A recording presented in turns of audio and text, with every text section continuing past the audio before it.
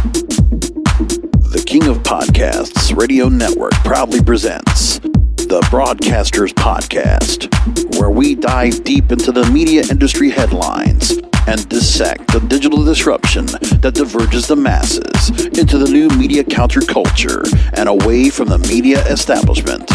Here is the King of Podcasts. It has been a long time since I got on a radio rant because I came from radio and I can't help myself, but there's just so many things that go on with radio that are just not right. And for the fact that it doesn't hold a purpose, even though it's the one medium of all media right now of the traditional side, terrestrial radio could still serve a proper purpose, but because of the companies that own it and the way that deregulation allowed it, and we know that deregulation will do the same thing with the other big major companies. 1996 all the way up until what? I mean, they're mid-2000s into 2010. The radio stations all turned homogenized. So many people got let go, and they all moved to podcasting or somewhere else. And then radio tried to go ahead and find their way into podcasting some way, somehow, and they struggled. And we've talked about it just about every time here I've been on this program, which today marks the 250th episode of the Broadcasters Podcast, and I'm King of Podcasts. Thanks for being with me.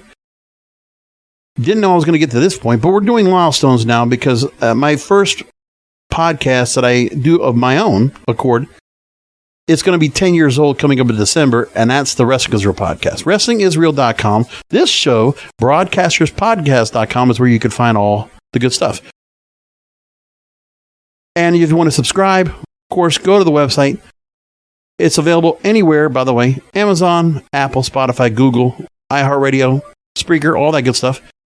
And you can find all the links to social media if you want to follow me wherever. I'm at King of Podcasts. Just look for me. I'm there. But it's all at broadcasterspodcast.com. And if you're listening on the YouTube, thank you for listening in. I appreciate all of you. I appreciate all of you that actually checked in and listened to me ranting about Meghan Markle for about a good 30 minutes last week because, you know, we deserve it. Now, I could have gone that route tonight and brought up Kanye West, but I already did bring up Kanye West a few weeks ago. But it now is at a point where it's so political, and I'm not going to jump into that at all. Listen, I did some of that back earlier this month, 3 weeks ago. I'm not doing that now. That's just the subject I'm not going to touch. I mean, it started off with the White Lives Matter stuff. That was fine. But you know what? Now there's just some stuff where the complete cancellation of Kanye West is trying to be executed. I don't want to be a part of that. I don't want to be a part of any of that. It's just not for me. So if anybody was expecting me to talk about it, no. I'll do a radio rant instead. I haven't done one since May. I go back and I'm looking, wow, it's been since what, 2/26? Yeah. And I did a couple in the spring. I talked about how why radio is dead and podcasting's 2.0. That went really well. And corporate radio should adapt a national format model. Because if they're not going to do the service of having stations that are individualized in different markets, that are customized for different markets. When I listen to a playlist that I listen to now, you know, I've had a lot of things where it's been kind of rough. I mean, I haven't been the happiest because I had a death in the family. And so when I want to hear music, I mean, I'll listen to music new. I have a playlist for that. I have a music playlist that's kind of like in my childhood. All the club music, the dance music, and all that stuff was going on. And then I have one that's called Timeless Hits. And seriously, the music I pick is from the start of the rock and roll era all the way up until about mid-90s. But it's really just a space that's there, and it's a lot. So I take that, and I enjoy it. So for me, I just look at where we are here, and I'm saying to myself, man,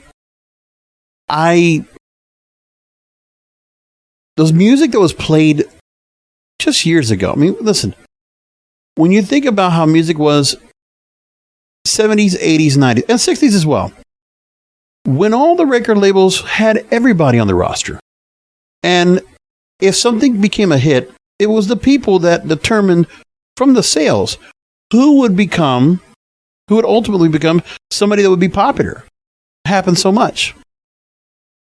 But without that normal determination, it all changed. When I think about, and I look at, like, especially the 70s was a great example of all the kind of music you would hear.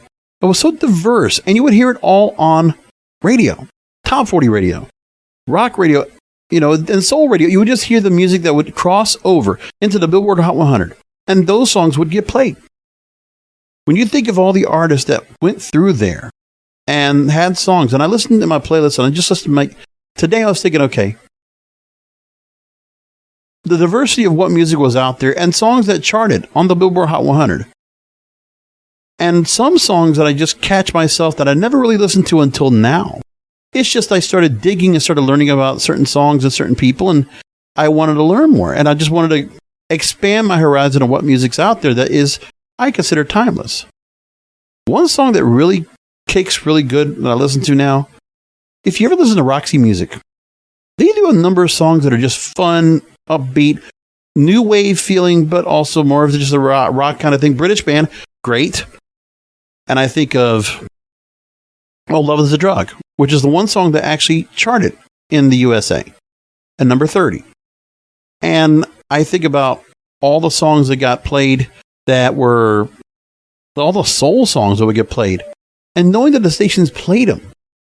When I think about, William DeVaughn, Brenda LaSalle, I'm going to pull up my playlist because I really need to go and check on this. And I look at the songs that I have on here, which, by the way, in my list, I have almost 1,300 songs now and 24 hours worth of music. And I look at the music that was going on and the diversity that we had. Just looking at what music from the 70s I have on here, with Billy Paul, Al Wilson, The Spinners, 3 Degrees, Earth, Wind & Fire, to Lou Rawls, to Gary Wright, to Al Stewart, to Dave Mason, Player, OJ's Knack, Little River Band, Robert John, Rupert Holmes. It was so diverse. And everybody was playing the music that was on that Hot 100 list. And sure, you really can't do much of that now, because if you have an album bomb, like a Little Baby that came out this week, are we going to hear all those songs? They're not going to stay up there too long. But you know what? There are some songs are going to be up there, and they could get played. And then Billboard, for whatever reason, decided to go ahead and not take streaming into account as much. I don't know why they did that. But for whatever reason, the music that the people listen to doesn't get played on radio. It doesn't. If I look at right now with the media-based list, their top 40 list right now, which I think comes out tonight. Yeah, the October 31st list. If you look at the songs they have now and they decide to go and play, you're talking about a lot of songs that were, they were viral 6 months ago. Doja Cat in Vegas is the number one song in pop radio right now, media-based.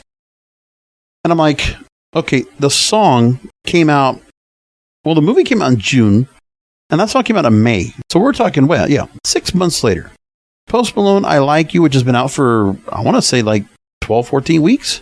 Harry Styles as it was, which came out as the first single from his album, Harry's House, and it's been out all year. I want to say it's been back since March, right? And this is what they do. Okay, Steve Lacy, Bad Habit. That's been a couple of months it was viral, and then all of a sudden drops here. Nicky, Your Sunroof, was viral and that's gone. It's kind of just phased out. Lizzo, About Damn Time, Harry Styles, Music for a Sushi Restaurant, David Gonna Be Rick's I'm Blue, which, okay, that's new, but it's also been a couple of years. And also it's just been, or it's a couple of weeks, excuse me. But when I look for that, I'm like, wow, they're just kind of behind. And then if you look at their current list, yes, Sam Smith and Kim Petras with Unholy has made its way up. 23% increase for those two. And they're calling up the first LGBTQ single that ever came on the first time. So, okay. It works out. Anyways, Billboard magazine did talk about this, and they made it a point to discuss it. But I had to go find it through we couldn't find it through a paywall. But I did find it through another website, and I'm going to be able to read it. It came out October 14th, and I appreciate leftsets.com for posting this. So here it is. They say that actually, I did talk about this, but you know what? It does bear repeating. As we said, when you look at the Spotify Top 50, and what is on their list now. When I want to compare with what was going on with the list that's over on MediaBase, if I look at the today's top hits list now for Spotify, which I have in my playlist here, if I want to just take a look at that, and I can just say to myself, okay, currently Taylor Swift's all over it. Well, no, she's not there yet. Oh, no. Rihanna Lift Me Up from Black Panther. That's now the song that's up there. Then you got Anti-Hero from Taylor Swift. But then if you look after that, you might have a couple of new songs, but for the most part, it's a lot of radio hits. There's some, you know what? I think they might be changing things around a little bit. Because there was a lot of music that was coming out, and I felt like the today's top hits was getting very stale for the most part. But I see they're putting some other songs like Star Walking, Lil Nas X, La Bachata Manuel Torizo, Lavender Haze with Taylor Swift, Cuff It's on there, Calm Down's on there, Shirt by SZA. There's a little more. So it's been different since I got on here last time. But still. And we were talking about it now where when music, they were talking about in this story, that pop music is struggling to create new stars. And the executives explained why. What I didn't get to talk about was the reason I brought up, because I looked at a message board that I usually follow at radiodiscussions.com. Good radio board, some good stuff that's always put up there, and people talked about it. I had to bring that up. David Eduardo, who's a normal moderator and administrator on that site, brought the story up, and people talked about it. So one person that writes on here was the Big A, and this is just a recent set of posts on here, but I like what people wrote on here, because the conversation about what radio is doing wrong doesn't get talked about on the press. Because, of course, radio has to have somebody play cover for them. Here's what the Big A says. This is exactly what we've been talking about for a long time. Record labels are pumping out more songs than radio can handle because the fans want music.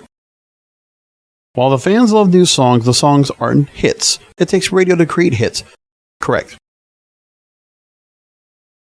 And why radio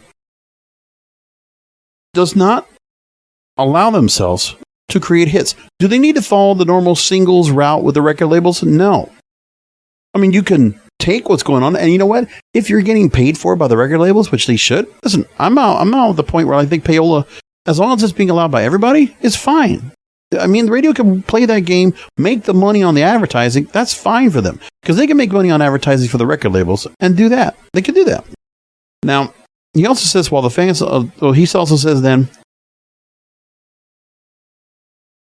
a number one song doesn't mean F anymore, because he's at the label. A number one means a lot to the artists.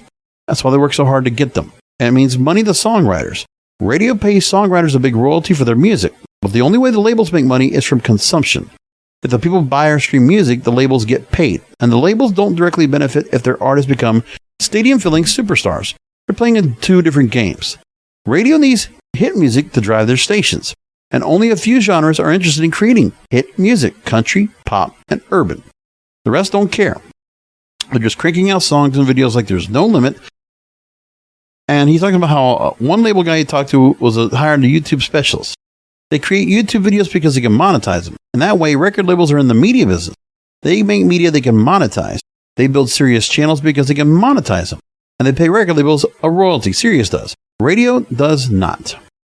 And as for new artists, labels are signing them faster than ever. But they're not releasing all their music to radio. I hear they're waiting until the new artist gets enough traction at Spotify to be worth the investment. But when radio adds a song, that's an investment in that song and artist. And not every one of them will pay off. So the labels in some genres are being more careful about which artists they bring to radio.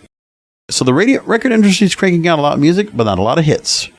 And somebody talks about how there are fewer charted hits this year than previous years. And songs will have the long tail that sociologists talk about. People will remember these songs when they're 55, but that's okay. Having hit songs is not about quantity, it's about quality.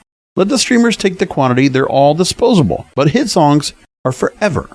The artists know because they see the results of having hit songs every time they walk on stage. And Lessitz is right. The music has changed a lot. Everybody is looking out for their own business model. If there aren't enough hits for a radio format, the format may go away. Radio needs to look out for its own business model. Radio companies own talk, they don't own music. Companies can only really make money on things they own. Same with record labels. In the old days, they might release 10 albums by 10 artists, with each selling 1 million copies. Now they may release 50 records by 50 artists, with each one selling 200,000 copies. That's good enough, but how many of those songs are hits? How many of those are stars? About the same as if they released 10 records. But remember, the albums don't matter anymore. We're talking about all singles, and they're all disposable. With the fact that it might have some songs that might be durable, stand the test of time, is true. But just like anything we're watching on TikTok or Instagram or YouTube or whatever, it's quick consumption. And how many people are going back and repeating and reciprocating? Probably not. And David Eduardo wrote on here and makes an excellent point. The record industry is in a period of confused transition, trying out all kinds of things. The problem is they don't focus enough on anything to do it right.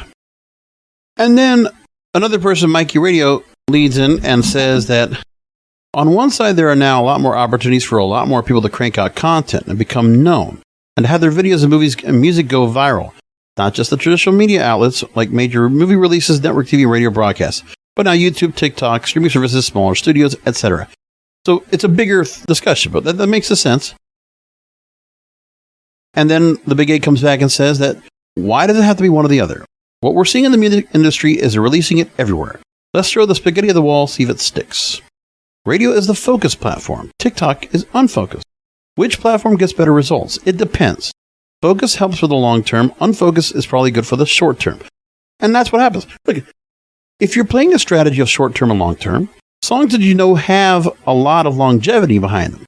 The songs test well. You know they're going to go long and they're going to be hits. Then push them to the radio. And I know they're going to try to do some of that, but you know what? There's a lot of songs that could get tested by record labels.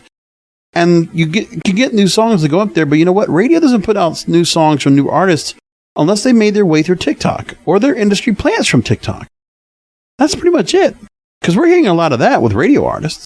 Not Steve Lacy, but you know, when Gail came out with ABCDFU, right? Industry plant.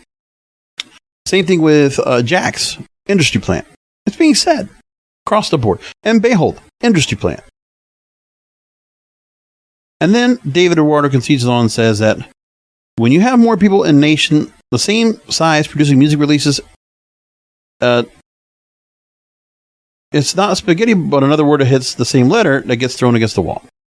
If we assume that true talent will rise to the top, what we have then is more non-talent putting stuff out. Talent comes from school, college groups and events, local contests, neighborhood jams, music schools. There are plenty of venues where bands can play and get paid as development. Remember, how many of these artists that are on TikTok that get their songs all of a sudden, or any of the artists you hear right now, how many of them are actually performing their songs live? Think of Ice Spice. Okay? What a great example. All of a sudden, she became, internet sensation. And when she performs, she's not a good performer. She's cute to look at. But and the songs are kind of catchy, but it's not a good song. It's just viral. And that's what, everybody's talking about right here. There's a flood of very amateur releases right now. And he's true. That's true. Suddenly it's like living in the basement where the walls leak. How are new artists found today? He asks. We see data that shows there were fewer big hits and fewer developing real artists, ones that get both huge streaming listens and fill venues. So what is wrong? And will an even different system develop other than a minute of TikTok fame?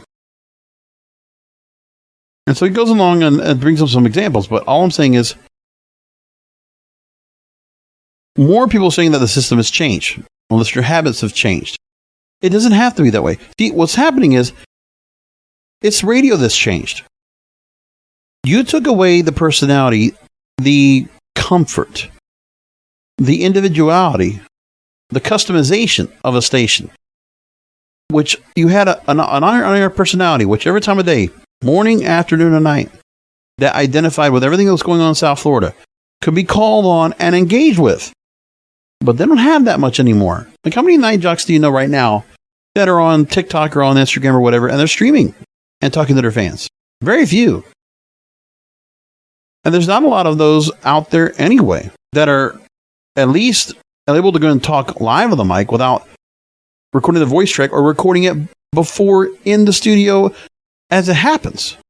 They can't even. Do you understand? There's also some people where they're not even these on-air personalities. They're not even have to have the hot mic on live. What they have to do is during the music, they have to record the voiceover that gets played in a couple of minutes later. Now, of course, you're doing that if you're doing, say, you have a call in and you got a contest. But I mean, you're looking right now and they're just changing it all up. It's like more and more pre-taping, more pre-editing, more pre-made stuff, and nothing live. And as we know, anything that's live, whether it's music, whether it's television, whether it's live sports, live gets people to listen. And radio could be doing stuff live and local, but they don't. Not anymore. Very few do. It's very sad to see that. And then you go on to a couple of the songs that you talk about. Really, it comes down to all that. It's a lot. And it's a shame that we're at this point now where everybody has just lost it. Well, while this is going on, radio doesn't make a difference. They're not doing anything at all. There's a story from the Radio Television Business Report talking about iHeartMedia and predicting what their third quarter 2022 financial results are going to be. And so they'll find out first Thursday in November, which is when they're going to announce what they have. But the analysts have already come out and talked about it. 8 analysts that were interviewed presently cover the company. Their consensus is that, and I'm going to go through, just past all the other stuff they're talking about. They're saying that they're supposedly on track for a big quarter, setting itself apart from peers in the radio industry that presently foresee a much bleaker quarter ahead. You know what they're getting off of this? Why they're doing okay? Political ads. And when they go away, what's going to happen? Right? We don't know. But it might not be well. Just keeping it like that. Now, we know in the second quarter, which is normally what our iHeartMedia really does, which, remember, they own 800 radio stations around the country. They are saying that they did get an increase in soaring operating income. While they were at a net loss last year, $32 million, they're supposed to be up, but I don't see the number on here, which is kind of weird. But we know that all these stations and all these companies that own these stations are struggling. Even going back to a few weeks ago that a Wall Street analyst was asking, could Odyssey make it? Because there have been false reports of a bankruptcy protection plan being in. Because right now their shares are at 40 cents a share. And they own a lot of all the CBS Entercom radio stations. And that's the second largest company right now in the country, and they're failing. They can go to bankrupt too. Same way. And then what happens to Odyssey? They'll have to go to a private equity partner, and somebody will like them, like iHeartMedia will have a company that will be running them as a private equity and just vulturing them, just taking apart whatever intellectual properties or whatever stuff they have altogether. It's no surprise. But I am still very much of the understanding that I don't know if anybody can do anything right now to change the dynamic of what's happening here. People are talking about it. You're not going to hear it in the media. And you know what? Because radio doesn't have that pressure of the media complaining about the decline, well, then radio doesn't have to worry about anything, do they? Yep. And this is a sad post because 9 years ago, somebody wrote this on, and I'm like, wow, I feel bad. I wonder how well this guy did. Asking, is radio dead, dying on the inevitable road to death? What would you like to see changed about it? This was 9 years ago on Reddit at Reddit/TrueAskReddit. And there are still comments all the way to today. And he said at the time, I'm going to be graduating with a diploma in radio broadcasting in April. Have I entered a field so devoid of any future that I might as well be majored in philosophy for all the good it could do me? I don't think so, but what do you think?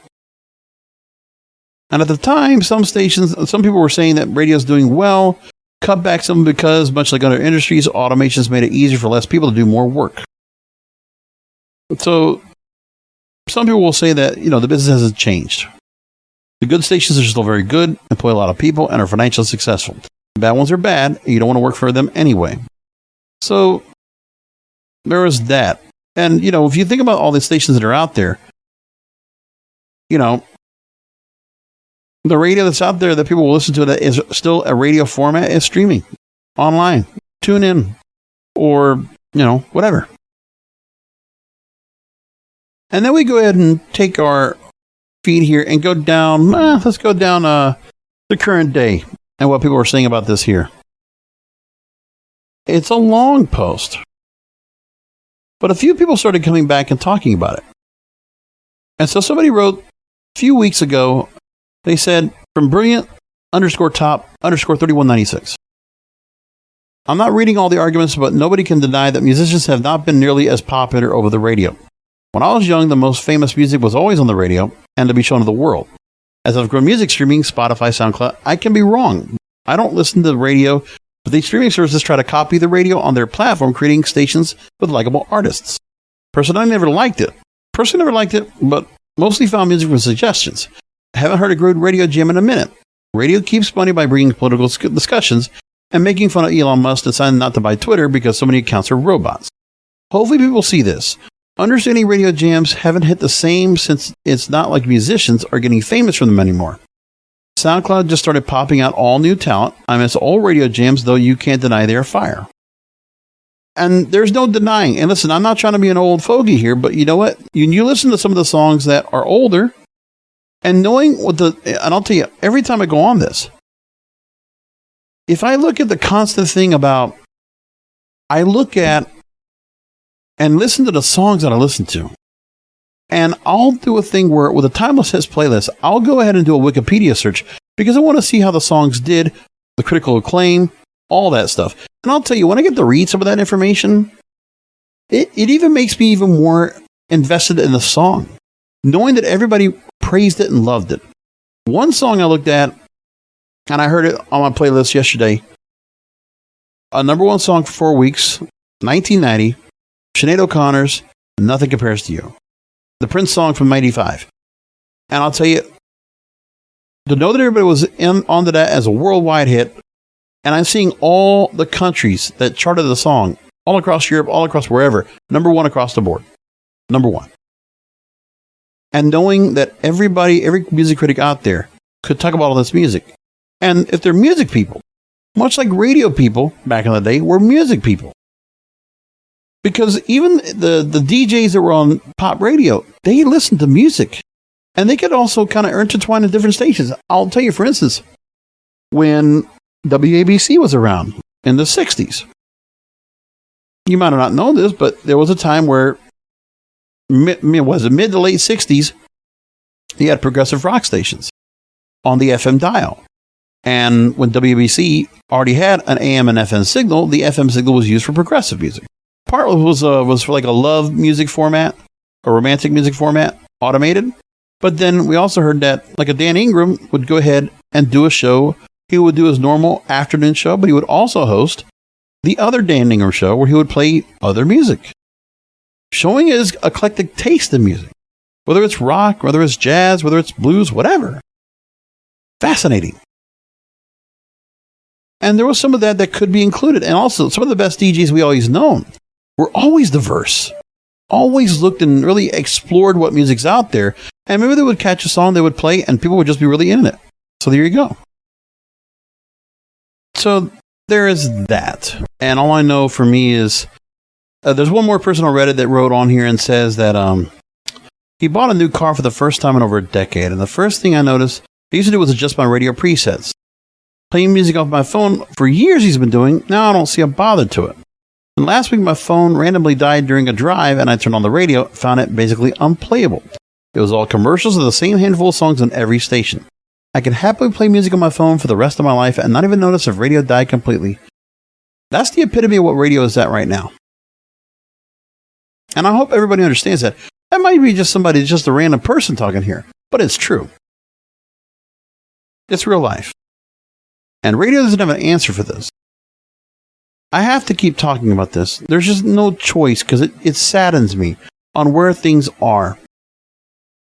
I remember when I talked a few months ago, I talked about K-Rock in Los Angeles and the disc jockeys that were left off of there, they were let go, right? So they had made changes over there. Like Kevin Weatherly. He was let go as program director, and then he was brought back, right? And one of the rare cases, somebody is brought back after all this work because of the fact that, if it's a big radio station and they need to make changes, well, then they're going to do something like that. Now, back in May, remember I talked about that radio format thing, the national radio format? I talked about how Odyssey was doing that kind of thing for their stations. Well, you know what happened? One of the stations, of course, I follow is Power 96. And you know what they did? They had 2 national radio shows that were going on, right? From Odyssey. And then that was when Dill Strata was program director. But you know what happened? It didn't last. Everybody got really just like, nope, no good. And all of a sudden, things change. And then we look at who's coming on and the changes they wanted to make. Well, it all changed. So, for instance, they do have people that are on middays and at night doing shows. But for the most part, you still have people that are doing shows that are morning and afternoon drive. At least they're keeping it local. But they made changes because Will Calder took over. He was program director before. The music was very damper and very crap. And then he comes back in, Will Calder, and brings the music at least back to where it's supposed to be a little more of a flair of Miami music. And now it's back. But all these other radio stations, they're not going to get the chance to do that. And you know what? We know, too, that stations continue to be changed constantly. And what sucks even more is we're seeing stations that were legendary rock stations of their day go away. Last week we saw that K-Rock in New York's the original station that Howard Stern was on for, what was it, like, I want to say it was, 20 years? Something like that? The station switched from an alternative station, and now they are the simulcast for 1010 wins. Done. And as for a news talk station in San Francisco, KGO 810, well, that station now is a gambling station. That's where they went with it. So let's talk about KGO. A story from San Francisco Gate came out, and the host at KGO reflected on the Bay Area radio station closure from a few weeks ago, but still, as we're doing this radio episode, I want to bring it up. The station has been running local news talk since the 1920s. And the most important shift of this station came in 2011 when Cumulus Media took over the station. And then there was a decade of cuts to the local programming. This is what all these major stations go through, okay? Even these, like KGO, they used to bill really well. They all went the same route. 2011, Cumulus Media bought this station. And the downsizing culminated Thursday when the host of when Mark Thompson's show was abruptly cut off, replaced with ads teasing a new format and songs about money and betting. The new station will be themed around sports gambling. And an outcry on social media became something of an online wake for the local bastion of independent talk radio. And then they talked to morning show host Nikki Maduro, who worked at the station for 11 years, arrived in 2011, and she came a few months before what was described as the original blowout of the Cumulus takeover. She said, quote, "It's been a whirlwind ever since. While what happened is not a surprise, because I've been through this many times in the last 11 years, it still stinks." Moving along, they talk about how the stations function as a medium public debate led to strong bonds between listeners and hosts. Quote, "I really feel like I knew some of my listeners, even though I never met them in person, and I know they felt the same way with me." They talked to another host. His name is David Lazarus. And he mentioned that, quote, "KGO has been in steady decline for years, and that's unfortunate, but that's kind of the industry overall. And that the station's centrist identity made it difficult to keep an audience engaged and media taste evolved, that conservative listeners flocked to more extreme outlets, and NPR siphoned off many liberals looking for news content." And he talks about how the rise of podcasts peeled off the next generation of potential KGO fans. Quote, "Radio is just a wonderful medium. It pains me that, like print, we're now seeing it in its last days." Saddening, but true. So I don't know what more that can be said in just the last 30 some odd minutes that I brought this up. It's a shame. I really wish there was a way to work things through and just break the whole cycle. I mean, like I said, I got a chance to do that. Going back a few years when I worked in that Spanish radio station. But as long as radio can continue to keep their delusional thought process, they don't care. They don't care. Because all these different stats they can put out in front of advertisers, the advertisers are going to believe it. And there might be some people that will catch a radio station with an advertisement because they also advertise on every damn radio station there is. And maybe that's enough to get people to go ahead and visit them. Whether it's a lawyer, whether it's, some kind of a business that might do car work or, new cars, whatever there might be. Maybe some of that still works. But for the most part, the stations just need to be putting out the commercials, and that's it. And the radio stations care more about the commercials than the music or the programming behind it. The reason that people come to the station for the commercials, it's not for the commercials. But they don't understand that. They don't care. And we still see the same stats out there. So there's a story from Musical.ly talks about how there's a study that says that 89% of British adults are still weekly radio listeners. But you know what they're doing over there? Talking about BBC Radio or Capital or whatever there is of both markets. By the way, what happened to that British radio network that was buying a minority share of iHeartRadio? Whatever happened to them? I don't know, but I never heard from them again, right? I didn't either, right? So the story from Musical.ly says that British radio industry body Rajar says that 49.7 million adults were weekly radio listeners in the UK, 89% of the adult population. And the average listener tunes into 20.6 hours of radio per week. Pretty nice. With radio over here, so I look at that, I'm saying, then you see what the Edison Research people say. They might still say, 97% of people listen to radio. It's bullshit. We need to get know that we're getting fed up and tired of hearing that. 88% of Americans age 16 plus on a mobile phone, and as the availability of audio apps and podcast apps has increased, so has consumption on a mobile phone. And radio is not a part of it. At what point are we going to understand that and just realize, this is not good? But nobody's changing anything. Want to bring up some other things before we wrap things up. We'll kind of cut it short tonight because I got a few more things I'm going to wrap up, but not enough for an hour. Like I was trying to just dig around, but the radio rant was a good thing for me to have. Every once in a while, it's necessary. Axios puts out a story talking about there's a bad winter coming for U.S. media companies, and they talked about that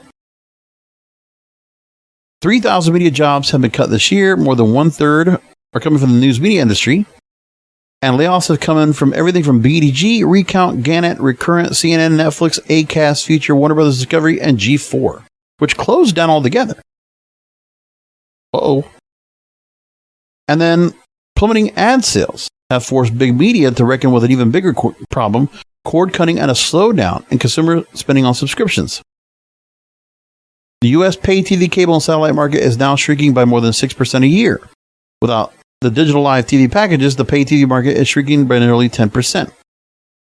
And all the big media companies, Netflix, Disney, Paramount, Warner Brothers Discovery, have all lost billions of dollars in value as Wall Street's love affair with unprofitable streaming bets wears off. They go on to talk about the Washington Post on track to lose money this year and lost subscriptions in the Biden era. Atlantic, another year of roughly $10 million in losses. Los Angeles Times struggling to find their footing in the digital era. And then also, companies like Substack have scrapped their plans to raise money this year due to the brutal economic environment. BuzzFeed today valued at 16% of the $1.7 billion it was valued when it was raised $200 million from NBC Universal in 2016. And there are other companies exploring ways to either sell or generate enough short-term cash to keep operations afloat. Yeah. All this is going on. Everybody's suffering. Traditional media, it's a sad state of affairs. Any of this online is doing great. But that's what's going on. You know what's going to happen too? The networks. There was a story I was going to bring about the network affiliate conundrum, but I'm not going to go into the whole detail about it. But they're talking about now Broadcast networks are desperate to keep up with big streamers, but they're chucking off local affiliates and hastening their own demise. Because you know what's going to happen? Like, there's a point where the affiliates, the networks have already started teasing. We've heard it from NBC and CBS both. And it was just discussions. They'll become a reality in a couple of years. Giving up the 10 p.m. primetime slot on network TV back to the news stations. They're thinking about it. Going backwards. So the networks can't provide programming that the local stations will be able to get people to watch. That's sad. So we'll leave it there. That's the show for this week. Thanks for listening in, subscribing, listening to the show as you always do. Come back for another Broadcasters Podcast. And remember that content is king, and the control of your content is in your hands. Thank you for listening to the Broadcasters Podcast. Find all the links to subscribe to the show by going to broadcasterspodcast.com. And don't forget to check out the King of Podcasts wrestling program, the Wrestling is Real podcast, exclusively at wrestlingisreal.com.